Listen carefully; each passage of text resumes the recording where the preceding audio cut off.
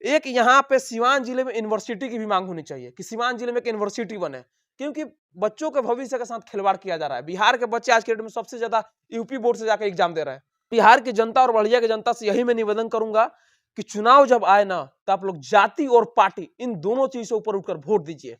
मनीष कश्यप की भविष्यवाणी आज सत्य हो गई सरकार की। बिल्कुल, मनीष कश्यप का इसमें कोई योगदान नहीं है, लेकिन कहा जाता है ना, किसी को आप हद से ज्यादा सताइएगा तो कुछ ना कुछ उसका इंसाफ भगवान करता ही है, दोनों लग ही जाता है और लग गया है। लोग मान लीजिए 2020 में वोट दिए थे भाजपा गठबंधन जदयू, लेकिन बीच में जब सरकार बन गया महागठबंधन का, तो फिर मान लीजिए आप वोट दिए हैं दूसरे को मुख्यमंत्री बनाने के लिए, दूसरे के पार्टी को सत्ता में लाने के लिए, और दूसरा कोई फिर सत्ता में आ जा रहा है, तो जनता के भावनाओं के साथ भी खेला जा रहा है यहाँ पर।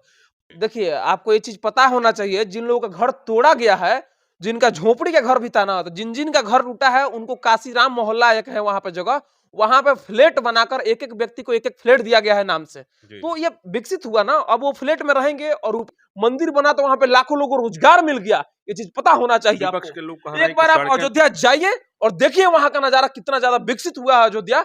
आज के देश में राम राज्य के साथ साथ पूरे देश में राम राज्य की आवश्यकता है। मेरे साथ राहुल भाई हैं, जो बड़हरिया विधानसभा क्षेत्र के संभावित प्रत्याशी हैं और हिंदू हृदय सम्राट भी इन्हें कहा जाता है। सनातन की रक्षा के लिए सदैव प्रयास करते रहते हैं, लगातार संघर्ष करते हैं सनातन की संस्कृति की मजबूती के लिए।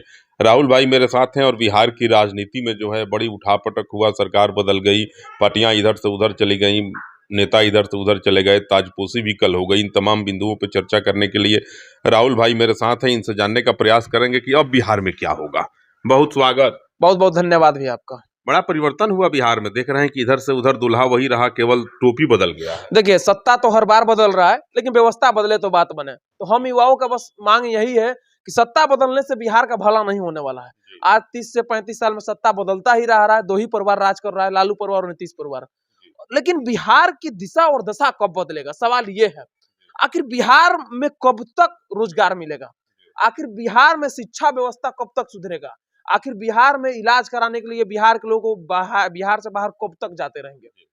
बड़े बड़े नेता का जब इलाज होता है तो बिहार से बाहर इलाज होता है, यानी कि यहाँ पर जितने भी अस्पताल बने हैं उनको विश्वास नहीं है यहाँ के डॉक्टरों पर।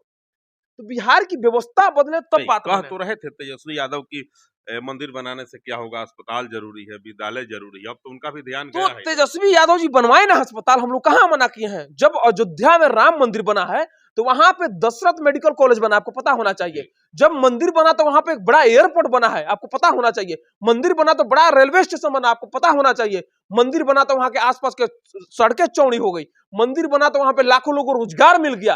ये चीज पता होना चाहिए आपको। एक बार आप अयोध्या जाइए और देखिए वहां का नजारा कितना ज्यादा विकसित हुआ है अयोध्या। आज के देश में राम राज्य के साथ साथ पूरे देश में राम राज्य की आवश्यकता है। पटना में एगो एयरपोर्ट है ना, जब लैंडिंग करने के वक्त लगता है कि सांस प्राण में अटकल है, कहीं ऊपर ऊपर ना चला जाए, है ना जी। आज तक कई एयरपोर्ट बड़ा बना है बिहार में। सुनने में आता है गया में बन रहा है, गोपालगंज में बन रहा है, सुपौल में बन रहा है, कहाँ कुल एयरपोर्ट बन रहा है। अयोध्या की गलियों की चौड़ाई बढ़ी, अयोध्या की सड़कों का नवीनीकरण हुआ, सड़कों को चौड़ा किया गया, तो उसके बाद भी तो कई लोगों के घर टूट गए, जिनका जो यायावर थे, मांग करके खाते थे, मजदूरी करते थे, घरों में झाड़ू पोछा करने वाली औरतों की घरें तोड़ दी गई बुलडोजर से। देखिए, आपको ये चीज पता होना चाहिए, जिन लोगों का घर तोड़ा गया है, जिनका झोपड़ी का घर भी था ना, तो जिन जिन का घर टूटा है उनको काशीराम मोहल्ला एक है वहां पे जगह, वहां पे फ्लैट बनाकर एक एक व्यक्ति को एक एक फ्लैट दिया गया है नाम से। तो ये विकसित हुआ ना, अब वो फ्लैट में रहेंगे और ऊपर से जहां पे जिस सड़क के साइड में थोड़ा सा भी उनका जगह बचा होगा, वहां पे एक दुकान खोलकर रोजगार भी करेंगे, तो रोजगार भी तो बढ़ गया उनका। अब तो सम्राट चौधरी जो आपके बिरादरी से आते हैं उनको उप मुख्यमंत्री बना। देखिए, मैं जाति की बात नहीं करता हूँ, मैं जात नहीं जमात की बात करता हूँ। और सम्राट चौधरी उप मुख्यमंत्री बना है तो भाजपा कहीं ना कहीं उनमें कुछ बेहतर दिखा होगा तो बनाए हैं। लेकिन हमारा सवाल बार बार यही है कि सरकार में सत्ता में कोई बैठे, लेकिन बिहार का विकास कब होगा, सवाल ये है। बिहार के विकास पर चर्चा होना चाहिए, तब जाकर बात बनेगा। लंबे समय तक लालू जी भी शासन किए, उनका परिवार शासन किया बिहार पर। नीतीश कुमार भी लंबे समय तक मुख्यमंत्री रहे, केंद्र में अटल जी के साथ कई कई मंत्रालयों में केंद्रीय मंत्री के रूप में भी कार्य किए। इतने दिन के शासन करने के बाद भी इन लोगों का आत्मबल जागृत नहीं होता है। आत्मबल में जो विश्वास होता है वो क्यों नहीं होता है कि लोग बार बार गठबंधन में चले जाते हैं? अकेले दोनों पार्टियां चुनाव क्यों नहीं लड़ जाती बिहार में?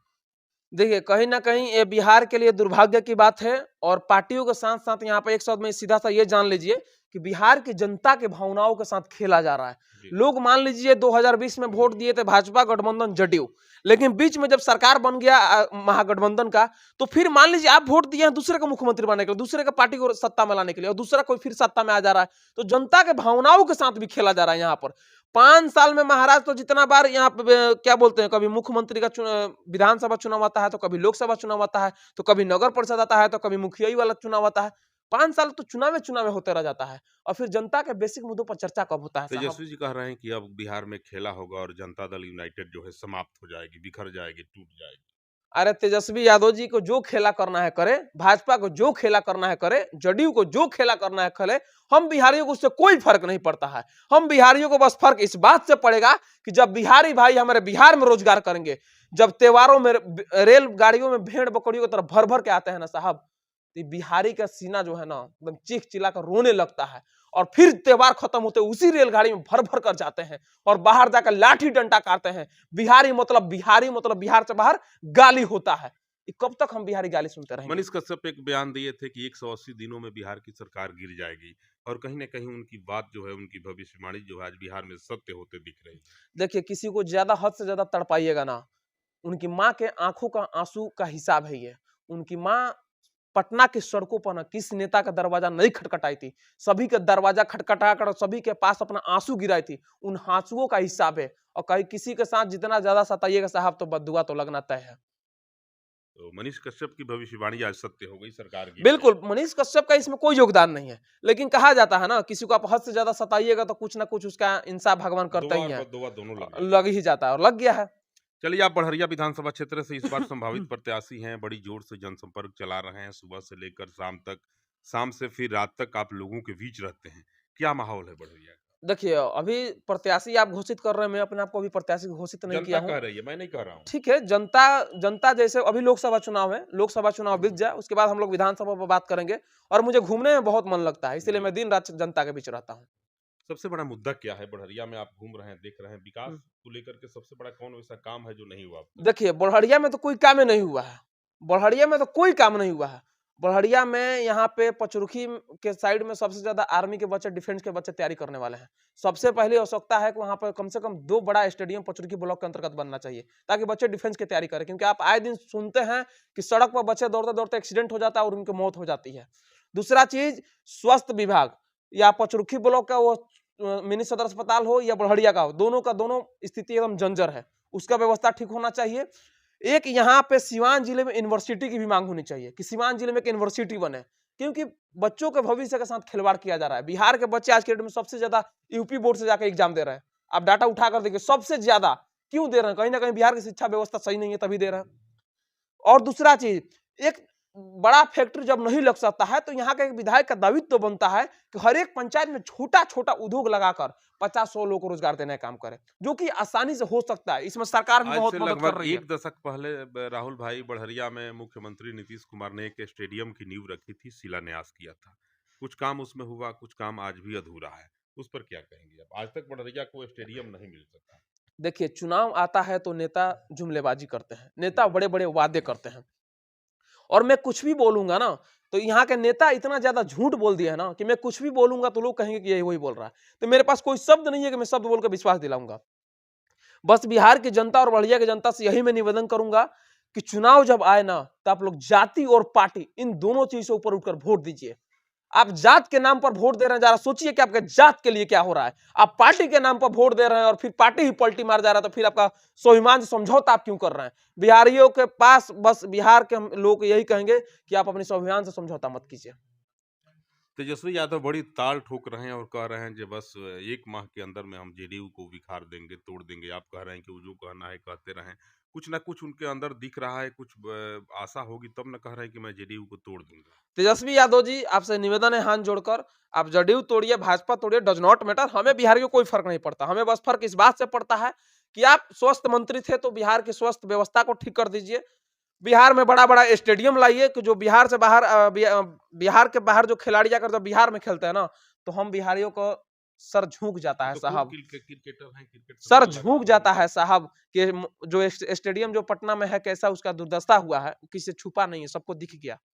चलिए, तेजस्वी जी का एक और बयान मुझे याद आ गया। अभी एक दिन कह रहे थे तेज प्रताप जी कि मर्यादा पुरुषोत्तम भगवान श्री राम मेरे सपने में आए थे और कहे थे कि 22 जनवरी को जो है मैं अयोध्या नहीं जाऊंगा। उसके अच्छा। बाद भी रामलला के विग्रह की प्राण प्रतिष्ठा हुई, भगवान आए, 8 लाख से ज्यादा लोग प्रत्येक दिन अयोध्या जी का दर्शन कर रहे हैं। इतने संत समाज के लोग हैं, दिन रात माला करते हैं, भोग राग लगाते हैं, भगवान को याद करते हैं। भगवान की वेदना और विरह में संतों को रोते हुए हम देखते हैं अयोध्यादि में। उनके सपने में कभी राम नहीं आते, लेकिन तेज प्रताप यादव के सपने में राम आते हैं। कहीं ना कहीं बिहार के लिए यह बहुत सौभाग्य का बात देखिए, मेरे भी सपने में राम जी आए थे। है। आए थे मेरे भी सपने में राम जी आए थे जी। और उन्होंने, मैं आज तक अयोध्या गया भी नहीं हूँ। वो बोले हैं कि जल्दी आइए आप और हम लोग अयोध्या जाएंगे। और राम जी जो है ना, राम जी 500 वर्षों से वनवास काटे हैं। कोई अपना घर 10 दिन छोड़ के रहता है तो उसको बेचैनी धर लेता है कब अपने हम घर जाए। कब सपने में और राम आए जो 500 वर्षों से अपना घर नहीं गए हैं, तो एकदम ललायत होंगे ना कि कब हम अपने घर चले जाएं। थे जी। तो पूरा देश खुशी में झूम रहा था। ये राजनीतिक मुद्दों से उठकर राम मंदिर को देखना चाहिए, क्योंकि एक हिंदुओं का 500 वर्षों का सपना पूरा हुआ है। 8 पीढ़ियां हमारी बीत गई लड़ते लड़ते, कितने हमारे हिंदू भाई बलिदान चढ़ नहीं, गए। केंद्र के लोग जब मंदिर की प्राण प्रतिष्ठा की तैयारी में लगे थे, माननीय योगी आदित्यनाथ जी लगे थे, तो विपक्ष के लोगों का कहना था कि भाजपा जो है इसको चुनावी कार्ड बना ली है और वोट के लिए मंदिर का प्रयोग किया जा रहा है। देखिए, इस पर तो हम भाजपा को गलत नहीं कहेंगे। 500 वर्षों से 70 वर्षों से 75 वर्षों से सत्ता में तो आप भी थे ना साहब, आप काहे नहीं कर दिए? आपको भी तो कर देना चाहिए ना। अब खैर छोड़िए, अभी काशी मथुरा बाकी है। हम चाहेंगे कि भाजपा वाले छोड़े और ये आरजेडी और जितने भी महागठबंधन की सरकार है इसको बनाए। हम लोग मजबूती से साथ रहेंगे ज्ञान उसके। को आप देख रहे होंगे, 2-4 दिन पहले एक रिपोर्ट आया था, उस रिपोर्ट में दिखाया गया है कि ज्ञान वापी के अंदर भगवान के शिवलिंग शिवलिंग है, है। विभिन्न प्रकार की प्रतिमाएं उसमें हैं। इस पर क्या कहेंगे आप? देखिए, कोर्ट का आदेश है यह। जितने भी पुराने जो अपना बड़े-बड़े जो मस्जिद और ज्ञान वापी की जो बात कर रहा है, आप उसको खोदिएगा ना अंदर, तो अंदर कड़कड़ में शिव बसे हैं। जी। ये अनपढ़ की भूमि भूमि है और ये यहाँ पे हिंदुस्तान एक ऐसा जगह है ना अपना, यहाँ पे कड़कड़ में सिंह है।